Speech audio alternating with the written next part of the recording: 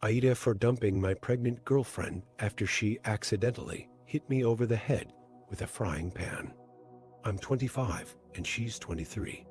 My girlfriend got pregnant in late November and is now nearing 4 months pregnant. Things were going great until the second month. It just felt like I couldn't please her in any way possible. Anything I did, she would somehow find an issue with it and try to argue with me. I obviously know about how much hormones play a part in this behavior, but some things I just couldn't excuse. Obviously, there were the usual weird cravings and stuff, and I was completely fine with that, but at some point, it just got unbearable. A month ago, she filled up her petrol car with diesel, and when she blew up her engine, she just called me and expected me to immediately get off work and go pick her up. I told her my lunch break was in an hour, and if she didn't want to wait for me, I told her I'd order an Uber for her. She just immediately hung up. I tried calling her again after that, but she constantly rejected my calls. I just gave up after the 7th call. I went home later that night, and she immediately started yelling some terrible shit at me. She told me I was a useless man and literally wished death on me for making a pregnant woman wait for a taxi to come pick her up. I tried reasoning with her, but she just locked herself in the bedroom and refused to let me in. I just gave up and preheated some food, watched some Netflix, and eventually fell asleep on the couch.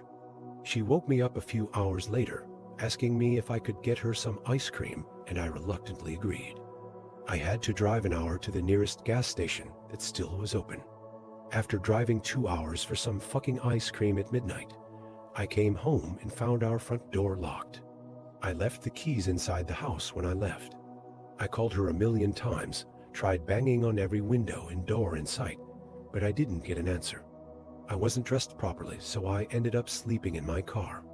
The next morning, she acted like nothing happened, and I obviously was fuming. I demanded an explanation from her, and she just told me I deserved it for leaving her stranded.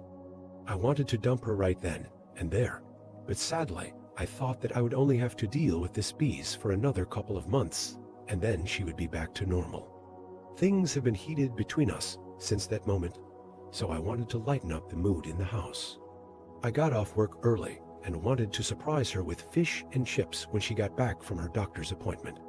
When she came back, I saw her smiling for less than a second at the sight of me cooking something for her, but after that second, she went right back to being Lucifer. Apparently, I wasn't cooking the fish properly. I'm a waste of space. Even a blind man could cook better than me. I started tearing up because her words genuinely hurt me. All I wanted to do was make her happy, and this is how she pays me back. She started laughing at me crying and asked why such a big and strong man would cry because a poor little pregnant girl said some mean things. I just lost it. I grabbed her by the arms and told her fuck off and to get out of my house. I remember letting go of her hands for a second and then seeing her reach for the pan I was going to use to cook the fries in. Thank God I didn't put oil in yet. All I remember afterwards is waking up on the ground with her kneeling beside me crying. I remember having the worst headache of my life. Through the pain, I remember asking her what happened, and she just told me that I slipped and fell. At that moment, I didn't care what happened and just wanted to lie down somewhere. She helped me up and guided me to the couch. I remember her scrambling around to find an ice pack, and that's when it hit me. I simply asked her if she hit me with the pan. For hesitating for a bit, she just said she was sorry and she didn't mean it, and she wasn't thinking straight, yada yada. I again told her to get the fuck out of my house. She tried pleading with me, but I told her I'd call the police and press charges if she didn't leave. I guess she got scared, and she just left after that. I called off sick from work the next day and went to the hospital to see if I suffered some head injury. Luckily, I didn't, but I did develop a boil the size of a tennis ball on my head. Throughout all of his, my ex was bombarding me with apologies. I only responded once to say we're over, and then blocked her on everything.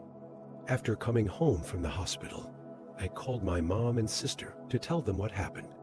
They seemed empathetic, but also told me I should give her another chance since the pregnancy probably made her lash out.